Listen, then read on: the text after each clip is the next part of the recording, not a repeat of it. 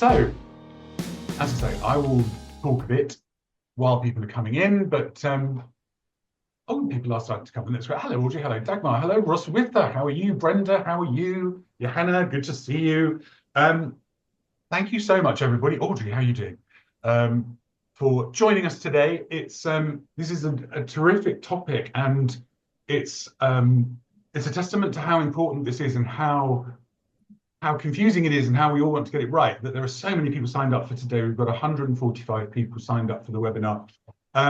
As you know, we record these, so I will send out the recording edited on Friday. So if you do have to drop off the call to take a call or do something, you won't miss out. Like I say, I'll make sure, I'll do my very best to make sure you get that tomorrow. If you at any point have a question, there are two ways of doing that. You can use the chat box. That's the best way, because I'll keep an eye on that during the whole time.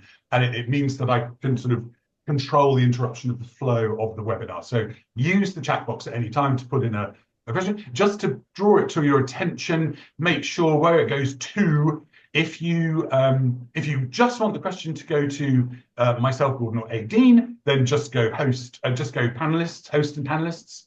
If you want it to go to everyone in the group, because it's something that might affect them all, just toggle down to everyone, and that will make your comment public. But if you just want a specific question to go to me, Gordon, or Aideen, just go to host and panelists, and that will keep it more confidential.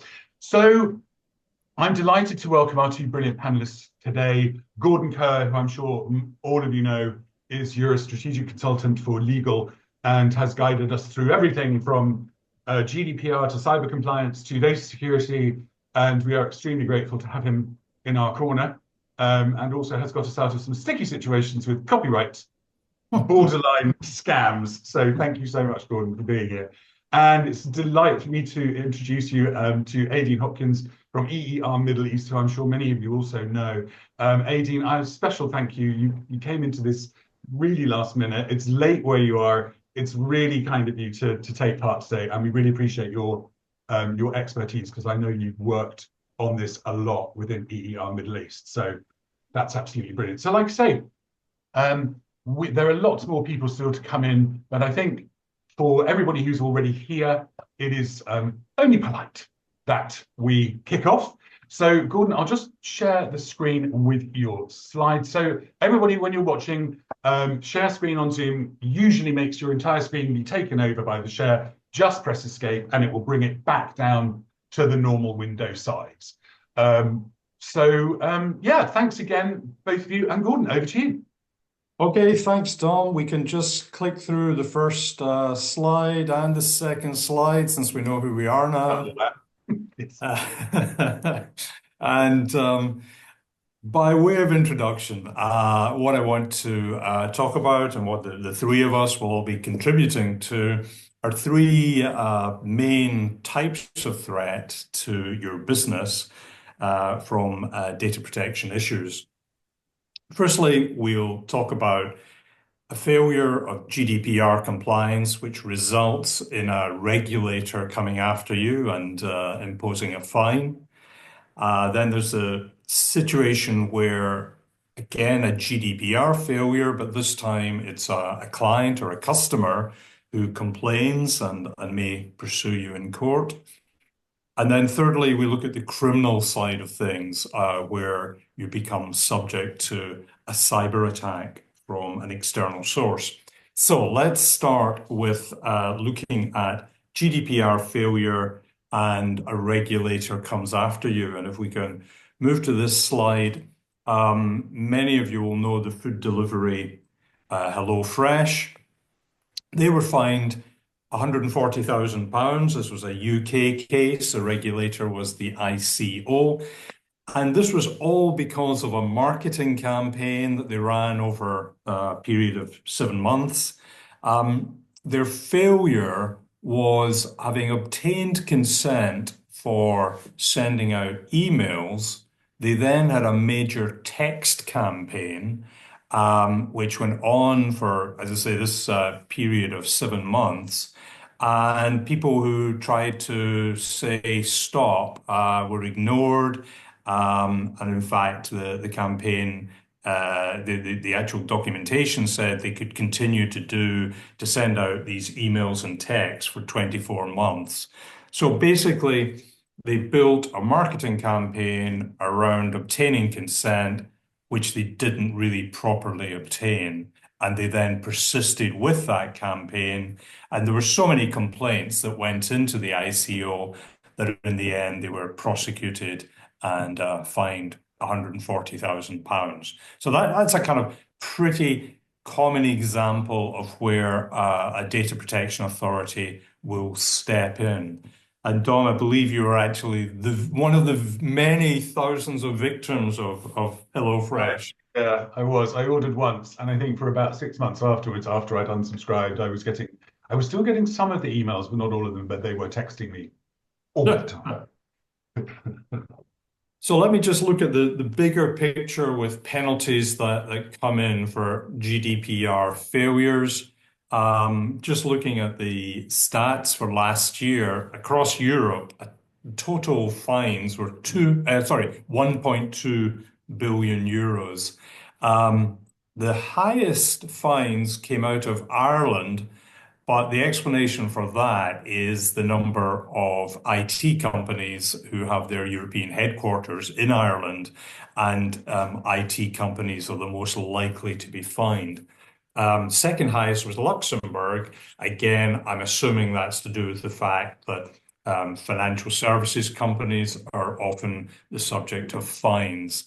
So, as it says there, the largest fines against big tech companies, social media giants. One or two other examples. Spain had a 6.2 million euro fine imposed against a large bank. Italy against a utility company for using outdated customer data. Now, an interesting point is that the UK has actually switched away from fines and instead is, in most cases, issuing public reprimands. And if you go on the ICO website, you see which companies have been reprimanded. I think the practical reason for this is that the UK regulator was finding that companies who were being fined then took the matter to court, and the ICO was getting really bogged down in court actions. And in some ways, it's easier and just more practical to issue reprimands instead. And just one other development to mention that could be of concern to relocation companies and businesses of all kinds. In the Netherlands, the regulator there, instead of just going after the company, they're going after the individual directors of a company if they persist with GDPR breaches. And that's a new development. It's not happened anywhere else yet. It's in court at the moment, and we'll see what happens. But that's obviously quite a scary prospect if it's not just your company that's being fined, but you as an individual director. And the last point there is you can see that the reported data breaches, the Netherlands is the country where there are most self-reporting of breaches, 33,000.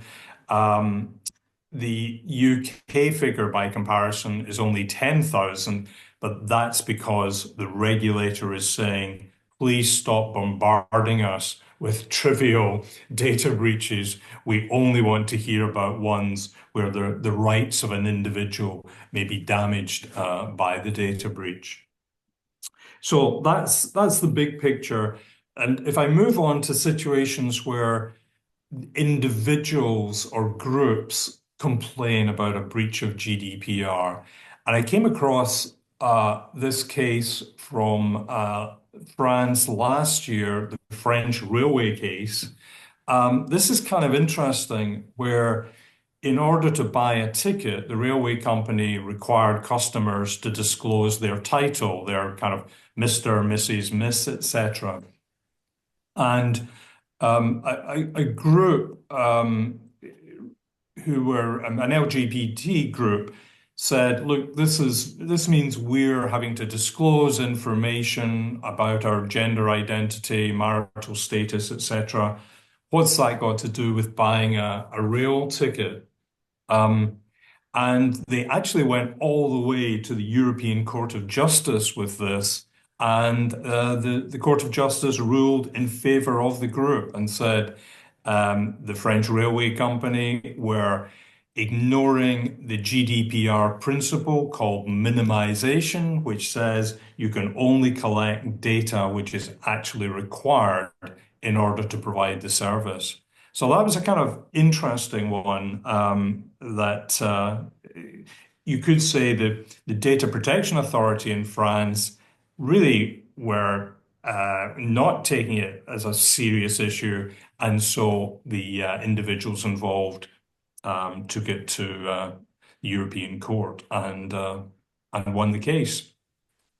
Cool. So I've got a very quick question because yesterday, Dean, you said when we were on the pre-call that where does liability stop? Like, for example, with the personal liability for the managers in the Netherlands, and potentially as well for something like this. I'm just interested in how this is being interpreted in different countries very differently. yeah, it is interesting. I mean, I think the whole issue of personal liability and going beyond corporate liability is one that we'll hear more about in the year ahead. It is very new. It's in the court just now. I think the reason the Dutch regulator has gone after individual directors is they have a situation where it's almost as if the company or the directors of the company are being very arrogant and they're just persisting with the offense. And the regulator's view is okay, if you continue to ignore the GDPR, we will go after you personally. But yeah, it's not occurred in any other country that I'm aware of yet. So, but of course, if the Dutch regulator is successful, then we may find that regulators in other countries think this is a good idea to raise revenue. Mm, We'll do something similar. So. mm, interesting. Okay. I mean, so that was quite an unusual situation, the minimization principle. A far more common situation is where a careless data breach takes place. And this is an interesting case, which actually involves a law firm in Bristol in England called EuRA. And they're a law firm I know well, and in fact I've used. And it's a kind of horrible mistake that any of us can make. Typo in an email address, law firm sends Mr. Rolf's personal data to the wrong person. Now, this included his address and some financial data, including a statement showing that he was in debt and there was a risk of legal action against him, but there were no bank details. Now, the person who received the email incorrectly immediately informed via Waspera and said, I've got this email, but don't worry, I've deleted it. So Mr. Rolfe brought a claim under the GDPR seeking damages for distress. He said he'd lost sleep and he was feeling ill as a result of what had happened. The law firm said, look, any damage or distress is minimal here and doesn't justify compensation. So it was a very interesting case, and let's look at how the court decided it. Um, in fact, they sided with the law firm and no compensation was payable. And they took the view and they used words like it was fanciful to suppose the distress was above any minimum threshold and that a person of ordinary fortitude would not have suffered serious distress. So the positive for Vio Waspera is they won the case and they were actually awarded expenses. So poor Mr. Rolfe, having tried to get compensation, ended up actually having to pay out £12,000 in an expenses award. But at the same time, even although they won, clearly they had to spend time defending the case, and there's always the reputational damage that everyone knows that you sent out an email incorrectly, and is that the kind of firm you are, and does that thing happen all the time? So it's not great for Whisperer either. But I think in trying to get a bit of balance about what we're talking about today, what we're saying is not every data breach will result in a compensation claim or a successful compensation claim, nor in this case, where it was the regulator involved, they didn't regard this as sufficiently distressing as a situation. So that's a bit of balance to bring. Yeah, Gordon, could I just raise one thing? I suppose this guy was in debt, so he was probably chancing his arm thinking he might have got a payout. It would have cleared his debts. But one thing I'm always interested about is, I think this is the greatest risk in a company like ours. Processing data are your people, and you'll train them, constantly and all of that. But when people are busy, they're rushing about all of that. It's very easy, make a mistake and send it to the wrong person. That happens. But what will happen is you ask them if you have sent it to the wrong recipient, you ask them to delete that email. Yeah. Is that a legal purpose that you're doing that? If you can explain that a little bit, because the person has seen it, they've had it, they've received it, and all of that. So by kind of having that assurance that they've deleted that email, what is that doing maybe to support you? Yeah, I mean, if what the regulator would say is these breaches will occur, and if you take immediate steps to ensure that that email that's gone to the wrong place or whatever exactly has happened, if you take immediate steps to ensure it goes no further, then that is sufficient. Now, we're talking here about the nature of an email that said, well, somebody might be in debt, somebody might have a legal action. And I suppose that was why his legal advisors thought this is worth pursuing in court. And the decision went against him. But let's say it had been medical information. Let's say it had been a clinic, an abortion clinic, and HIV clinic, something where there was more sensitivity involved.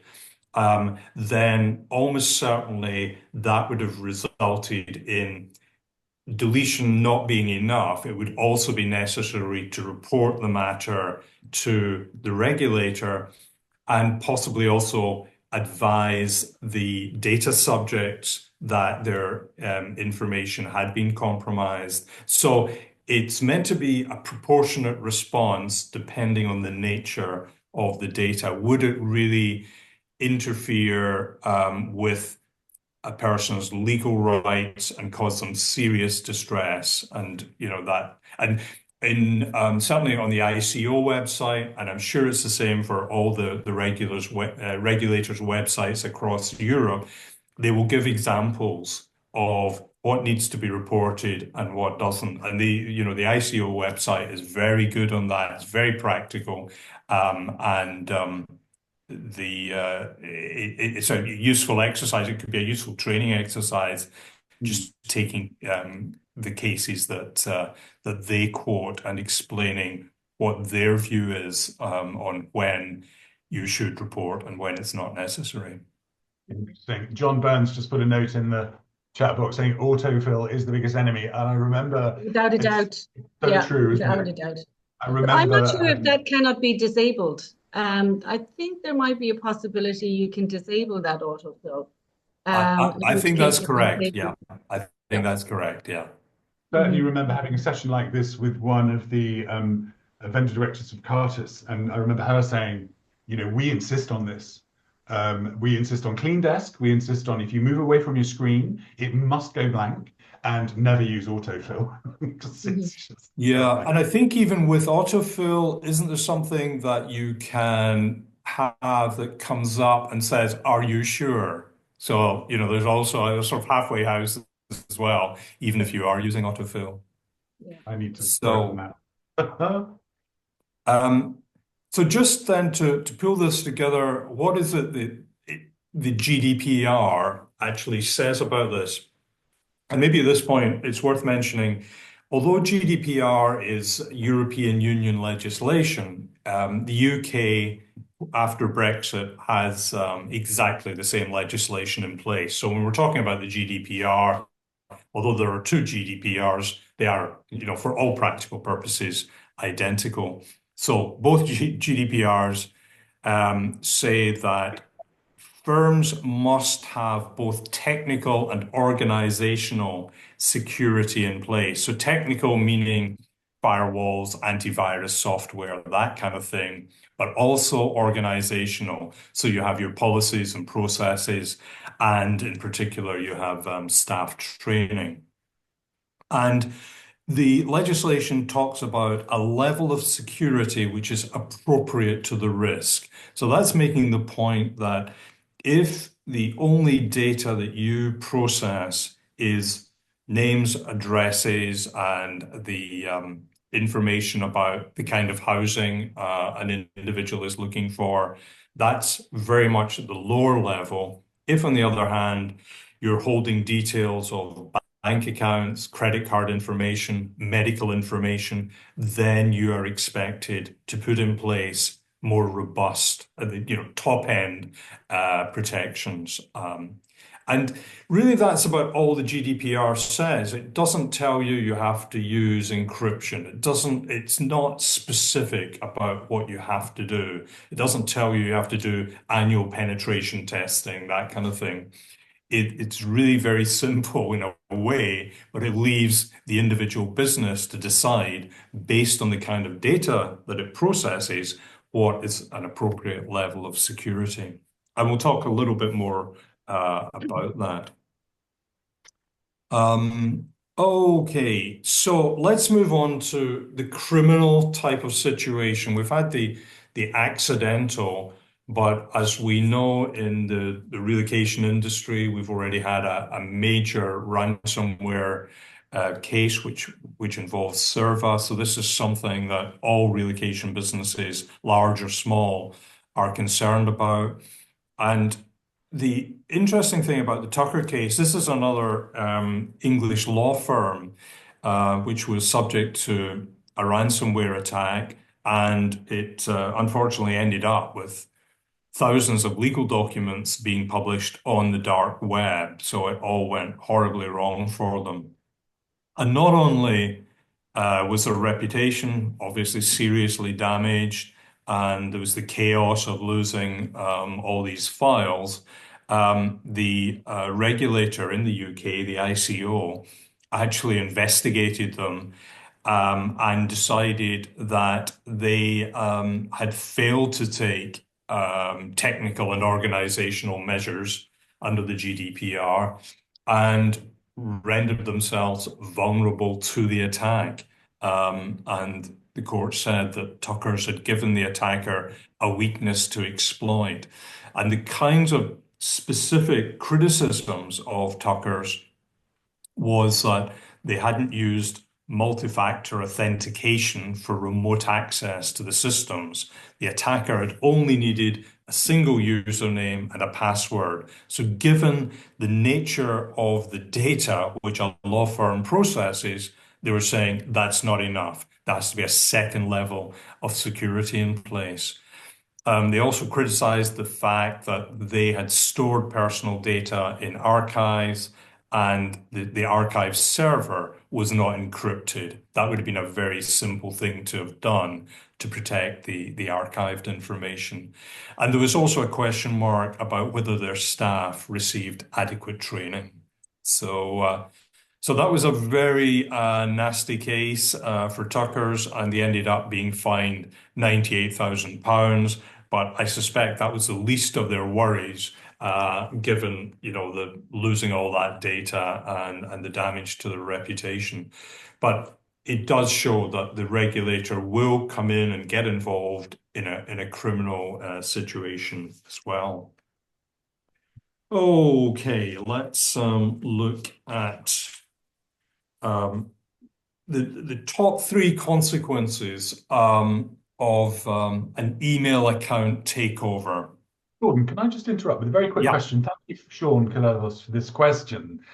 In this case, if they had all the security parameters, multi-factor authentication, encrypted servers, staff trained, would they have still been found liable? No, no, they wouldn't have been found liable by the regulator because they would have complied with GDPR. So it's not an absolute in the sense that if you fall victim to a ransomware attack, therefore you must be in breach of the GDPR. That's not the case. Now, what may also happen is that the individuals whose data then appeared in the dark web would have a separate right of legal action. But again, even for that action to succeed, they would have to show there had been failures on the part of Tuckers. Now, in this case, they would have found these failures, but in other cases, if you do all the right things and you have good protection in place, you may still be the victim of a ransomware attack. And as we know, these become increasingly sophisticated. Therefore, no, it's not an absolute that if you are the victim of an attack, you automatically are guilty, as it were. Thanks, Gordon. Thanks for the question, Sean. So yeah, just really to bring this to a head, what are the real practical consequences when you suffer a takeover of your email accounts? Main one is payment diversion. And again, this happens particularly in law firms. It's a very common failure that the law firm may be sending out the proceeds of sale of a house, and they send it to the wrong payee because they've received a false email saying, please send it to this bank account, which is the criminal's bank account. Ransom, of course, well, that's what happened in the Tuckers case. And according to the current statistics, apart from the financial loss and the reputational loss, the average business downtime, if you're subject to a ransom attack, is 26 days. So, it's such bad news all around. And that's why these protections, whichever protections you can put in place, should be put in place. And the third one, just to mention, that's very common, is a virus spreading spam email, where you get thousands of emails sent from your email system to every contact you have, and you're contaminating the systems of all the victims involved, and this is with a view to then stealing money from them. So all pretty horrible stuff, but unfortunately very, very common. Now, I just wanted, before we leave this part of the presentation, to mention cyber insurance. And I think, Aideen, you've looked at this issue. How do you approach cyber insurance? Yeah, so I think a couple of years ago when we had started looking into it, it was hugely expensive. And I think a number of reasons around that were there were so few players in the market, and maybe still didn't understand the whole cyber market very, very well. And I think maybe 4 years ago when we were looking for it, our premiums were $20,000, whereas now today they have been reduced significantly, by down to maybe $5,000 because there's more choice in the market here in the UAE to get it, but also because we've become more maybe sophisticated, if you like, in terms of our IT, the TOMs, that we have in place as well. Because, when we started out as a company initially, everything was on a spreadsheet. It sat in a local server. All your documents were in original format. So you were locking those into safe and everything was under lock and key.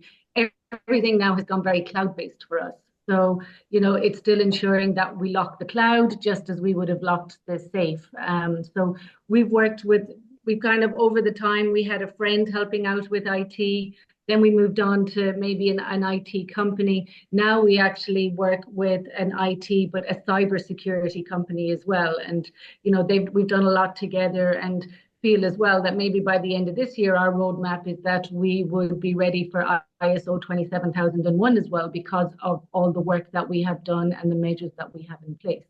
So certainly the benefit is that it has reduced the premium for us. But back to your previous slide, where you have this, we call it business email compromise, somebody comes in and changes account and payee details. this cyber insurance would never pay for that criminal element, let's say, if you have that in place. But certainly they'll help you if you have to negotiate with, people that are doing the ransom on you, getting everything back up and running, and that they'll support with all of that. But in terms of maybe any money that is lost through a criminal act, you're not going to see the support for that. Yeah. I think you mentioned there that you'd used a separate IT consultancy from the cyber consultancy. Is that right? Yeah. So they do cyber security as well as, the IT. So they're kind of a step above again from Yeah. a previous company that they would have been providing us with. And they've been able to do everything from VAP testing for it. They do a whole audit of it. They're able to identify if there's any gaps and that, and then put an action plan in place and get us there to making sure that those things are closed as well and dealt with. So it has certainly elevated us that we've been able to develop a whole IT framework that's supported by policies and procedures, by training, by having that insurance in place as well. So yeah, we're in a much, much better place than we would have been years ago. Yeah, I think that's a very interesting point because, at one time we looked upon our IT departments or external consultants as improving our business efficiency. It was all about operational, whereas Yeah. now we absolutely need that risk management aspect too, and how we're going to manage these risks, and what are the solutions to minimize the risks of attack, for example. Absolutely, because when GDPR first happened, we sit in the UAE, so we were kind of, we don't need to worry about GDPR, but we absolutely did. And our clients are based in Europe, and the clients themselves would have enforced upon us, to make sure that we were GDPR compliant, our contracts, our terms and conditions and everything all, adhere very robustly to that. But I think, when you were first starting out, there just wasn't the support there, I suppose, that there is now when you're trying to get your head around GDPR and what all of that means. You can find templates and information really easily. And, if you're an EGQS holder, you even have the templates there in terms of the information and security policy. And I think, Dom, you've enhanced it even further now for 2025, that it's cyber security as well as IT and data. So, everything gets better all the time. We all learn and get more sophisticated, I suppose. But if you're a small DSP, it's a big investment to ensure that you are looking after and securing all that data. And in particular, when you're dealing with clients, we would deal with IT clients, and the data protection questionnaires that they send to us, you would need a PhD in IT to be able to answer some of them. They could be 150 questions on this security questionnaire that you're having to respond to. So there's the time element of it, but the brain power to know and be able to answer and deal with all of that as well is very significant. Yeah. I hear a lot about very, very long questionnaires. Yeah. You'd love if they could, if you could somehow maybe tailor it that these, there'd be a certain thing that you'd be able to say to your clients, well, look, this is what we do. Here's a list of our TOMs. Here's a list, this is how, like we work, let's say, with Relocation Online. That's our case management system. So with them, they're working with partners that are ISO 27001 certified. That they have the highest level of security. The platform is very GDPR compliant as well. So, just in being able to say, well, these are the type of people that you work with, and knowing they have these certifications, you'd love if they would just say, yeah, that's enough. We're happy to know that that's in place. Yeah. There's a question come through. Again, thank you, Sean. For cyber, is there a rule of thumb for coverage being based on, say, information revenue risk? And if so, what would you choose? Like, when do you choose to have coverage up to 1 million or up to 10 million, or how does that work? Yeah, I don't know whether Aideen, you're happy to share how you looked at the amount required. Yeah, so our kind of aggregate, the liability is $1 million. And I think that's very standard if you're answering questionnaires or tenders, with third parties. That's kind of the limit that they are looking for, I think, as well. So that's where we've cut it at the $1 million. And I don't mind sharing our premium is $6,000, for that aggregate. So it's things like that business support, getting back to business, after that downtime. It is the negotiations if needed, if there was a ransomware attack, something like that as well. They're the main things that it's covering. Yeah.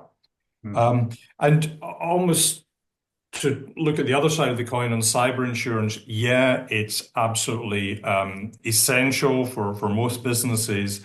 But bear in mind, it's the transfer of the residual risk we're talking about here. You still have to do your risk assessment. You still have to implement all the correct controls. So it's just part of the picture, and certainly can't be a case of saying, well, we've got cyber insurance, therefore we don't need to worry about cyber attacks. That's not how it works.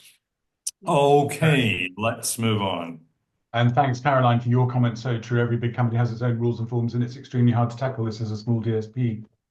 Yep, Yeah. it is. It's a nightmare. Yeah, it would be really nice to assist with that, to something standardized that DSPs could issue, and maybe that's a further discussion we will have. I think we'll work on that, Gordon. Yeah. I know, but even I think I did say that, with our provider at the moment, they talked that we're ready for an ISO 27001 audit and certification. But at a minimum, it costs $50,000, to be able to go forward for that. So you're not going to, that's a huge sum of money if you're just a small DSP, as well. So I think for a long time, we'll still see these questionnaires coming through, and you just have to battle through them, I'm afraid. Yeah. Few interesting comments. John, thank you for that. No insurance is going to get you back online quicker. And you have to be very skilled insurance to restore reputation. That's absolutely true. Laura, thank you. Aideen, you mentioned earlier that with time, a number of different providers have emerged, which is bringing down the costs and creating variety in the marketplace. It would be interesting to know what are some of the more commonly used cyber insurance companies for our industry and for other similar sized companies in EuRA. Laura, we can look at that in terms of doing some research. Anna, thank you. Anna Gazarian, maybe through EuRA we could work a policy for members. Gordon, we have a cunning plan for that, so we'll come back. Watch this space, Anna. Okay, so having looked at all the things that can go wrong, let's go back to carrying out an audit then, which will minimize these risks, these unpleasant consequences of getting it wrong. And we start with looking at data flows. So when you're considering, are we fully GDPR compliant, you have to really understand the way data comes in and out. We need to be sure that we're complying with the GDPR principles. We need to review the documents and processes we have, and then finally filling any gaps and creating or updating a record of processing. So we'll just step into each of these in turn, starting with the data flows. And this would normally come in the form of a questionnaire to a business, asking them to complete each of these questions, answer each of these questions, and that is the start of your record of processing. You can't know that you're complying with all the principles. You can't know that you've got all the right documents in place unless you've carried out this exercise. And I don't know whether Dom or Aideen, you have any comments on, how you go about this and what's the how easy or difficult this is for you.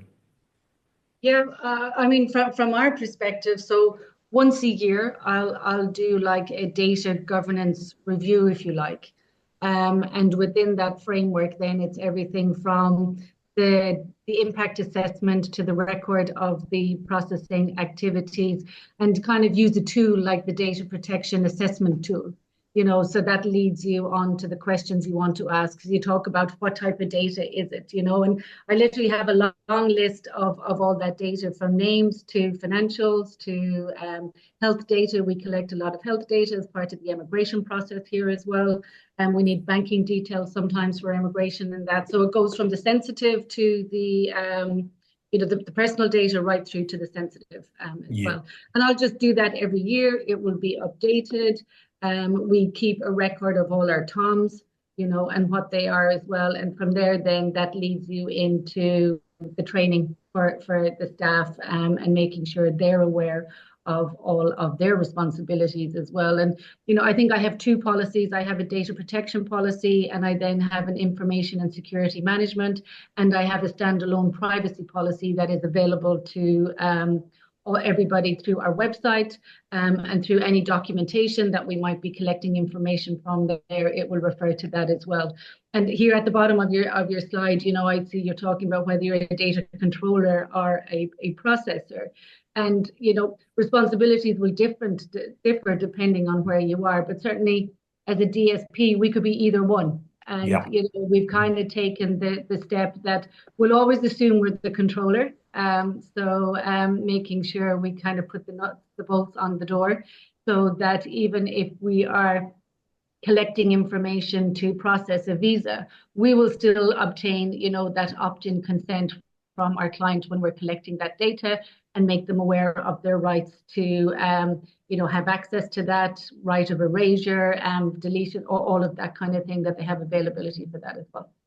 Yeah, and I think it is important that you're doing that on a regular annual basis, because something like sensitive data, depending on the services you're delivering for different clients, it may be that, 1 year you're satisfied, there's no sensitive data that you're collecting, and then you start delivering services such as immigration, which mean you are collecting more sensitive information. So it has to be, an ongoing process. One of the... Sorry, Dom, yep, carry on. No, I was going to say, you've been incredibly instrumental in how we've looked at what we do with data, and effectively we collect in three ways. We collect the data for the members and the renewals for the memberships. We collect the data for the EuRA Global Quality Seal, and we collect the data for the events.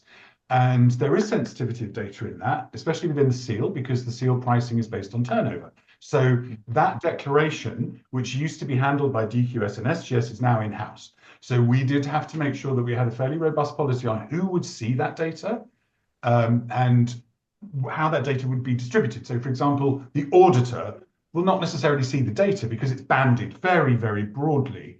But the auditor will know, based on the cost of the audit, where the turnover stands within that company. So we do have to be sensitive about that. And the same with memberships, it's based on how many employees are within a company. So again, that's not so sensitive, but in terms of financial data, we hand that all to Stripe and Xero.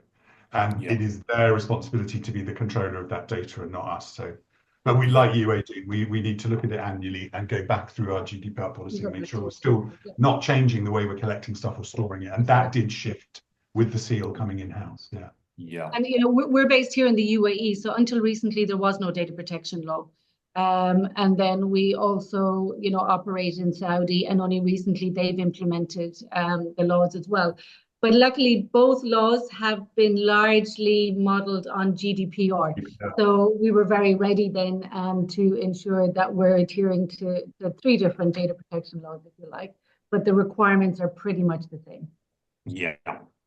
Often going through this exercise, the one that causes the most challenge would be data that's transferred outside the EU and UK, and just being absolutely clear that the correct consents are in place, that the contracts with that supplier have all the GDPR clauses. So that's something we often find we have to tidy up. And the other thing I would mention here is, bear in mind this exercise also has to be done with your own employee data, because you are a data controller for your own staff. And again, that should be updated at least annually, making sure that you're satisfied as to how it's being collected and processed. Board. Yeah. And Gordon, I'd love to touch on the data deletion. Yeah. It does make me very nervous when I'm deleting data, because I'm thinking, oh my God, what if something goes wrong and there's a case, or something happens and I've destroyed all the evidence? What's the best practice around that? Well, I mean, the simple answer I would give is certainly among relocation management companies, I would say 7 years has, settled down as a typical period for deletion. And the reason for that period, which may sound like quite a lengthy period, is about tax information, how far back a relocation management company may have to go in order to produce cost information for tax purposes. And across the board, if you decide that you don't have the equivalent of a tax authority that you may need to produce information for, and if you have any relocation management company clients, again, they may specify how long they want you to retain information. But subject to that, you can decide on what makes sense for your business, because basically the GDPR is saying at one extreme, you cannot just hold on to data. You must have a policy for deleting it.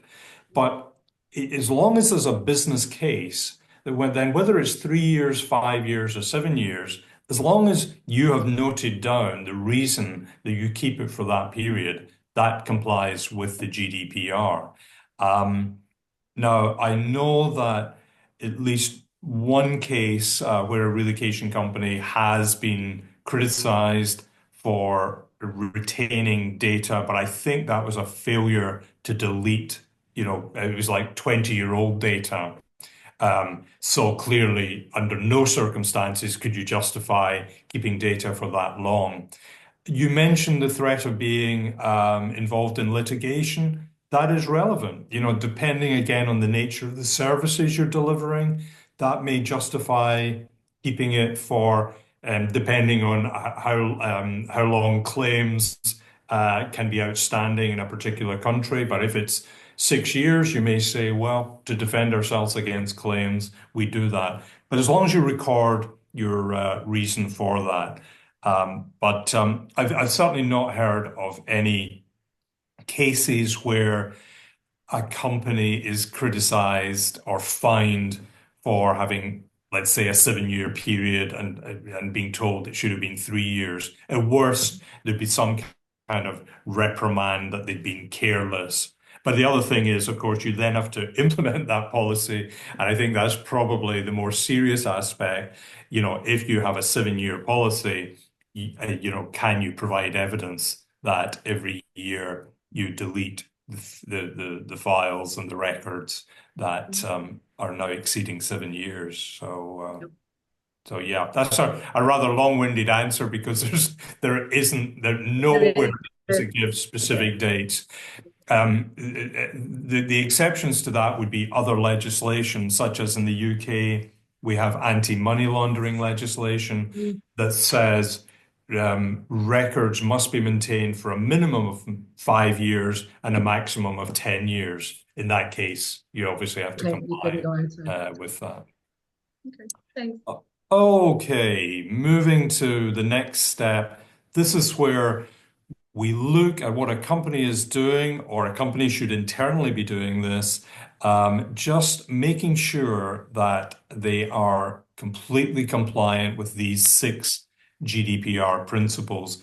For example, lawful basis. Most relocation companies will rely on some kind of consent form signed by the employee, which makes it clear that they are consenting to the processing of their data. For employee information, there will be an employment contract, and that entitles you as an employer to be processing the employee's data. And also you have a legal obligation to maintain records for tax purposes, for example. So consent would be the key one for customer and client services, and contract and legal obligation typically for your own company administration and employment. And I think we will all be familiar with the others. Purpose limitation means that you cannot use that data for a completely different purpose. Marketing being the classic example. You hold lots of great data. Wouldn't it be great to be sharing that with local companies that are offering services from cleaning to carpets to whatever, household appliances? You cannot do that without the specific consent of the individual. Minimization, that's the French railway case. You can only ask for data that you actually need to deliver that service. Accuracy, as soon as you get information about data having changed, updating addresses, names, etc., you're under a legal obligation to update these records. And storage limitation, we've just covered. And then finally, we come to what they call integrity and confidentiality, simply means data security. I'm going to talk a little bit more about that in the few minutes that remain. But also, it's not enough just to do all these things. You have to maintain records. And that's what they call accountability under the GDPR. You have to be able to show to a regulator that you have been doing all these things. So we'll quickly skip on to what data security means in practice. And I've really just taken here, what's that, 9 items where I think they are practical aspects of data security, things that if you shouldn't absolutely be doing, you should at least be considering doing them and being clear if you decide not to go down that route. And it's simple things like backing up your data, using strong passwords, multi-factor authentication. And you'll see there's a mix here of organization things and organizational measures and technical measures, which is, again, a GDPR requirement. Any comments here on any of these items from either Aideen or Dom? Anything you particularly focus on? Yeah, I think looking at maybe the technical side of things, I mean, the main things for us would be encryption. It would be role-based access, we call it, so limiting access to those who need it.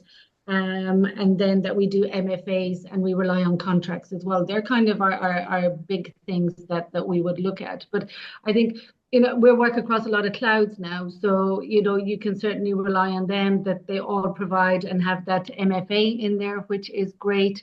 We make sure that we have strong password management as well, so we're 12 characters, a mix of upper and lower case symbols and numbers as well, with push notifications to change it every 45 days and the inability to just, move on the next number kind of thing. So we've strengthened that up as well. And the same password cannot be used over a 12-month period, and do that as well. Plus, I mean, we have all the antivirus and malware there. But what we've got our company that we're working with now to do is to do some phishing exercises. Mm-hmm. So they've simulated those as well, and nobody fell for it. So excellent. that was a good thing. Yeah. So I think maybe we made it too easy. So we're going to do another one,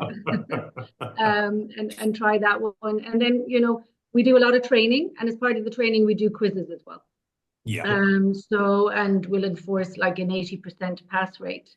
One or two have failed, unfortunately, so they'll have to sit it again. Maybe 2 weeks later, they'll just get a notification to go and sit it. But, when you're working with RMCs as well, a lot of them are great for doing the training. So as well as doing our own in-house stuff, we'll make sure we join the training that comes from the RMC. So that's constantly reinforced as well.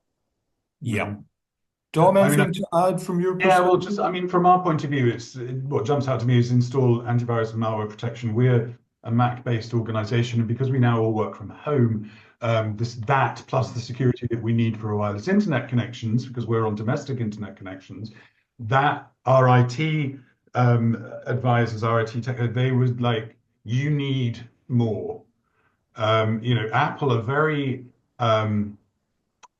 forceful about the fact that they have extremely good virus protection and that it's updated automatically the whole time. They were like, you do, but in order for us to insure you, you've got to use our recommended virus protection software. And it's very big and it gets bigger and bigger every year. And that has a knock-on effect on the equipment that we use, because it means now that equipment is turning over quicker, which means that then now feeds into the dispose of old IT equipment and records securely. I mean, the great thing about most of the equipment the hardware we all use now, you can set everything back to factory settings. That should leave any cloud-based access completely alone. You can copy from an old machine to a new machine and then delete the old machine. But even so, the cost of that is high, because we're replacing machines every 2.5, 3 years, and we used to replace them every 6 or 7.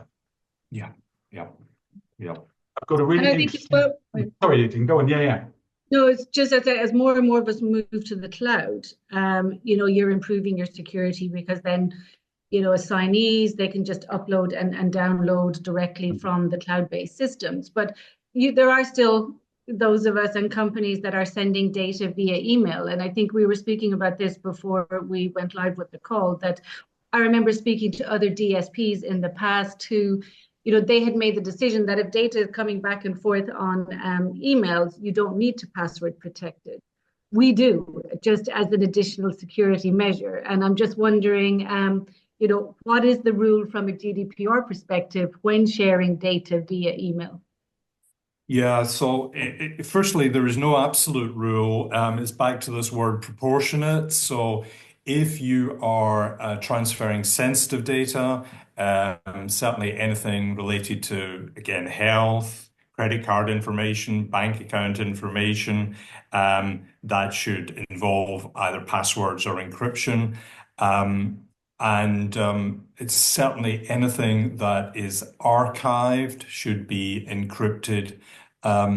But no, you would not be in breach of GDPR for normal communication between you and your supplier if you were just using open email systems. So sometimes, of course, you will be acting for an RMC, and that RMC may have, as part of their contract, certain requirements on how communication should be made. But no absolute rule on that. Yeah. So Good comment from Laura, just quickly. Yeah. Just a question about the purpose limitation. How is it looked at from a force majeure point of view of something very unexpected happening that would need to be communicated to your stakeholders? For example, in the current world, potentially war, border closure, take COVID, other things like that. Can we be held responsible if we share critical information in situations like that? No, if you are in an emergency situation and there is a real business requirement to do something, I don't think the GDPR would really come into play in a negative sense. And sometimes it can be unfortunate when somebody says, "Oh, for data protection reasons, I can't do this." Sometimes it's a bit of an excuse for inaction. And that's not what the GDPR is intended. GDPR is about transparency, people understanding what's happening with their data. It's not intended to get in the way of dealing with an emergency, for example. So I would be fairly bullish about, make it happen. Do whatever you have to do, because a regulator is not going to come down on top of you for that. Good to know. Yeah, so just to complete this review, you've looked at your data processes, you've looked at your compliance with the GDPR principles. The next step is really to make sure you have the right documents and processes in place. So again, at least on an annual basis, you would be checking that these are still relevant, up to date. Sometimes it's just because references to legislation have changed. But again, you may be delivering different services to different clients, and it's important to make sure your documents reflect reality and that staff are trained in these documents. Now, you won't necessarily use all 7 of these documents, and some of these will be merged. You will have different names for them. For example, managing a breach may be part of your data protection policy, etc. But these would be the categories of information and processes that you would want to capture in writing and make sure that your staff were aware of these. So again, I'm conscious of the time, so I won't delve into these unless there are any questions.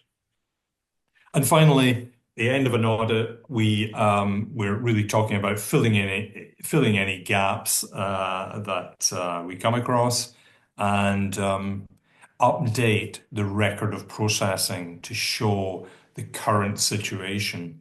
Now that audit can be done internally, it can be done externally, but we're also looking now at the idea of a GDPR compliance certificate through EuRA, and that's a very active discussion that we're having at the moment, and we think it may assist members in going through that process in as efficient a way as possible. Sometimes these things can seem like huge compliance requirements, and particularly when we're operating in the area of relocation, where we're all doing the same kinds of things, we can really simplify this compliance area.